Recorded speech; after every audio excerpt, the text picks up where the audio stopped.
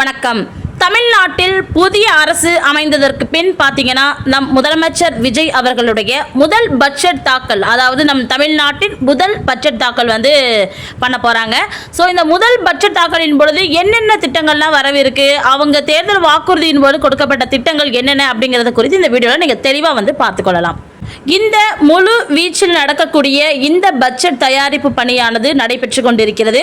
அதாவது தாவேக அரசின் முதல் பட்ஜெட் தாக்கல் ஆகஸ்ட் முதல் வாரத்தில் சட்டப்பேரவையில் தாக்கல் செய்யப்படும் அப்படிங்கிற தகவலை வெளியிட்டிருக்கிறாங்க நம் மரிய வில்சன் அவர்கள். துறை ரீதியாக ஆய்வுக் கூட்டங்களை முதலமைச்சர் நடத்தி வரும் இந்நிலையில் இந்த முழு வீச்சில் அந்த ஒரு பட்ஜெட் தாக்கலிற்கான பணிகள் ஏற்பாடுகள் செய்யப்பட்டு வந்துகிட்டு இருக்கு. ஸோ இதை அமைச்சர் மரிய வில்சன் அவர்கள் அதிகாரப்பூர்வமாக வெளியிட்டிருக்கிறாரு. இந்த 2026ஆம் ஆண்டு சட்டமன்ற தேர்தல் நிறைவு பெற்று முதல் பட்ஜெட் தாக்கல் வெளியாகக்கூடிய இந்த நிலையில் பட்ஜெட் தாக்கலின் பொழுது அவங்க என்னென்னலாம் செய்ய திட்டமிட்டிருக்காங்க அப்படிங்கிறத யாருக்குமே சொல்ல வேண்டாம் அப்படின்னு சொல்லி அமைச்சர்கள் வலியுறுத்தி கேட்டிருக்கிறாங்க. ஸோ கூட்டத்தின் ஒப்புதல் பெறப்பட்ட திட்டங்கள் அனைத்துமே மக்களின் தேவைகளை கருத்தில் கொண்டுதான் வடிவமைக்கப்பட்டிருக்கு அப்படின்னு சொல்லிட்டு நம் முதலமைச்சர் விஜய் அவர்கள் வெளியிட்டிருக்கிறாங்க. இதை தொடர்ந்து சொல்லிய நம் முதலமைச்சர் விஜய் அவர்கள் என்ன கூறியிருக்காங்க அப்படின்னு சொல்லி பார்த்தோம்னா, பட்ஜெட் அதிகாரப்பூர்வமாக தாக்கல் செய்யப்படும் வரை நீங்கள் என்ன பண்ணலான்னா எந்த திட்டத்தை பற்றியுமே மீடியாவுக்கும் சரி வெளியிலையும் சரி அமைச்சர்கள் யாருமே ஊடகங்களிலோ அல்லது பொதுவெளியிலோ இது குறித்து எந்த கருத்துக்களையுமே தெரிவிக்க கூடாது அப்படின்னு சொல்லி அவர் கேட்டிருந்தாரு. அதாவது ஆகஸ்ட் முதல் வாரத்தில் அவங்களுடைய பட்ஜெட் தாக்கல் வெளியானதுக்கு அப்புறமா பார்த்தீங்கன்னா நம்ம எல்லாருக்குமே தெரிய வந்துடும். ஸோ அது வரைக்கும் இது ஒரு மறைக்கப்பட்ட உண்மையாக இருக்க வேண்டும் அப்படிங்கிற மாதிரி சொல்லியிருக்கிறாங்க. அதே போல இந்த பட்ஜெட் தாக்கலின் பொழுது பார்த்தீங்கன்னா தமிழக பெண்கள் மிகவும் ஆர்வமுடன் எதிர்பார்த்து கொண்டிருக்கக்கூடிய ஒரு திட்டம் தான் என்னன்னா குடும்ப தலைவிகளுக்கு மாதம் 2500 ரூபாய் வழங்கக்கூடிய ஒரு திட்டம். இது குறித்த அதிகாரப்பூர்வமான அறிவிப்பு வெளியாகிறதுக்கு இருக்கிறதுக்கான வாய்ப்பு அதிகமாக இருக்குன்னு சொல்லி உறுதியாகப்பட்டிருக்கு.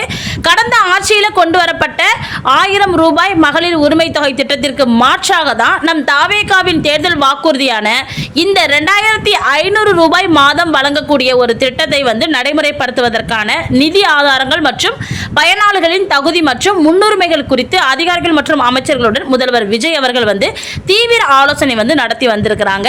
ஸோ தீவிர ஆலோசனையின் படி பார்த்தீங்கன்னா அவங்க ஒரு லிஸ்ட் ஆல்ரெடி ரெடி பண்ணிட்டாங்க. ஸோ அந்த லிஸ்ட் படி பார்த்தீங்கன்னா இந்த பட்ஜெட் தாக்கலின் பொழுது இந்த மாதம் 2500 ரூபாய் வழங்கக்கூடிய இந்த ஒரு திட்டத்திற்கான முழு தகவலுமே வெளிவரும் அப்படின்னு சொல்லி எதிர்பார்க்கப்படுது.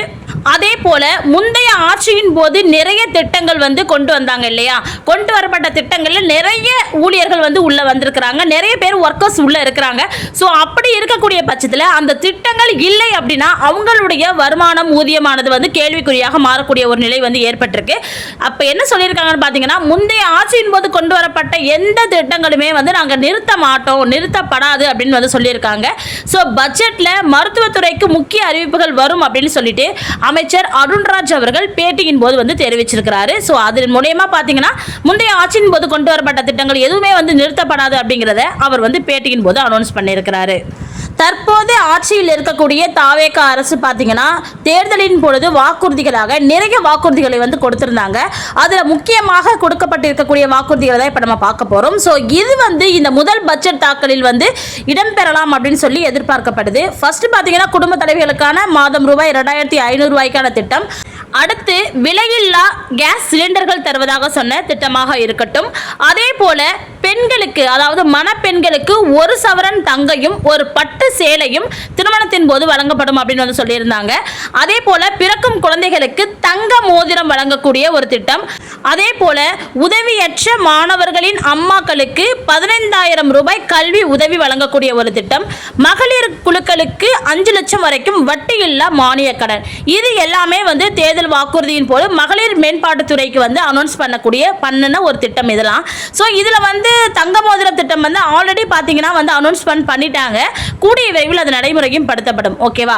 அதே போல இளைஞர் முன்னேற்றத்திற்காக பார்த்தீங்கன்னா நிறைய திட்டங்களையும் அனௌன்ஸ் பண்ணியிருந்தாங்க. என்னன்னா வேலையில்லா பட்டதாரிகளுக்கு மாதம் 4000 ரூபாய் வரை உதவித்தொகை, ஊதியத்துடன் கூடிய 5 லட்சம் இன்டர்ன்ஷிப் கொடுக்குறாங்க. அதே போல 5 லட்சம் புதிய அரசு வேலை வாய்ப்புகளை உருவாக்கி தரதா சொல்லியிருந்தாங்க. தொழில் தொடக்க கடனா 25 லட்சம் வரைக்கும் கடன் கொடுக்கிறதா சொல்லியிருந்தாங்க. அரசு தேர்வர்களுக்கு கால அட்டவணையை அனௌன்ஸ் பண்ணியிருந்தாங்க. சொல்லியிருந்தாங்க. ஸோ இது எல்லாம் பார்த்தீங்கன்னா இளைஞருடைய முன்னேற்றத்திற்காக கொண்டு வருவதாக அவர்கள் சொன்ன திட்டங்கள். அதே போல உலகத்தர கல்வியை கொண்டு வரதுக்காக உறைவிட வசதியுடன் கூடிய 100 காமராஜர்கள் சிறப்பு பள்ளிகளை வந்து தரதா சொல்லியிருந்தாங்க. 20 லட்சம் வரை உயர்கல்வி கல்வி கடன் தருவதா சொல்லியிருந்தாங்க. நவீன கட்டமைப்புடன் கூடிய அரசு பள்ளிகளை வந்து தருவதாகவும் சொல்லியிருந்தாங்க. அதே போல ஏஐ மூலம் கட்டணங்கள் போட்டி தேர்வுலாம் இருக்கு இல்லையா, அந்த கட்டணங்களை வந்து கொண்டு வரதா சொல்லியிருந்தாங்க. ஸோ அது மட்டும் இல்லை, விவசாயிகள் நலனுக்காகவும் நிறைய திட்டங்களை வந்து அவங்க வந்து சொல்லியிருந்தாங்க. சுகாதாரமான தமிழ்நாட்டை உருவாக்குறதுக்காக மருத்துவ ரீதியாகவும் ஏகப்பட்ட திட்டங்களை அவங்க வந்து சொல்லியிருந்தாங்க. மீனவர்கள் நலம் காக்கக்கூடிய திட்டங்களையும் சொல்லியிருந்தாங்க. அதே போல சமூக பாதுகாப்பு சம்பந்தப்பட்ட திட்டங்களையும் நிறைய சொல்லியிருந்தாங்க. தமிழ்நாடு வளர்ச்சித்துறையாக இருக்கட்டும், அரசு ஊழியர் நலனாக இருக்கட்டும், நல்லாட்சியாக இருக்கட்டும், இது மாதிரியான நிறைய திட்டங்களை வந்து அவங்க சொல்லியிருந்தாங்க. எக்ஸாம்பிளுக்கு பார்த்தீங்கன்னா மீண்டும் பழைய ஓய்வூதிய திட்டம் இருக்கு இல்லையா, அதை வந்து மறுபரிசீலனை நாங்கள் செய்கிறோம் அப்படிங்கிற மாதிரியும் சொல்லியிருந்தாங்க. அதே போல் 5 ஆண்டு பணியில் உள்ள ஒப்பந்த ஊழியர்களை வந்து பணி நிரந்தரம் செய்கிறதாகவும் அவங்க வந்து சொல்லியிருந்தாங்க.